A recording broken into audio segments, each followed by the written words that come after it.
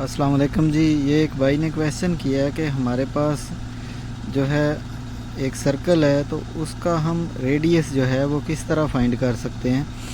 तो ये दरअसल में समझ लें एक जो है ना ये राउंड अबाउट है और इसके सेंटर में कुछ फुहारा वगैरह पानी का या कुछ लगा है, तो हम डाया भी या रेडियस नहीं फाइंड कर सकते। तो कैसे करेंगे?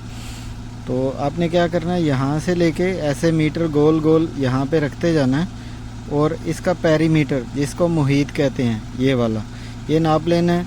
पेरीमीटर का फार्मूला है पाई डी। तो आपने क्या करना है, फ़र्ज़ करें पेरीमीटर आ गया 30 मीटर या 30 फुट, तो इसको यहाँ पे रख लेना है और डी इधर ही रह गया डाया फाइंड करने के लिए और पाई इधर आके डिवाइड हो गया। अब पाई की ये वैल्यू लगाई 3.142, इसको इस पे डिवाइड किया तो ये आ गया 9.54। ये आ गया हमारे पास डाया यहाँ से लेके यहाँ तक, और इसका हाफ जो है ना यहाँ से लेके यहाँ तक ये होता है रेडियस। तो डाई को हम 2 पे डिवाइड कर देंगे तो हमारे पास जो है ये आ जाएगा रेडियस। ये जी हमने 2 पे डिवाइड किया और ये रेडियस आ गया यहाँ से लेके यहाँ तक 4.77। तो ये थी मेरी वीडियो।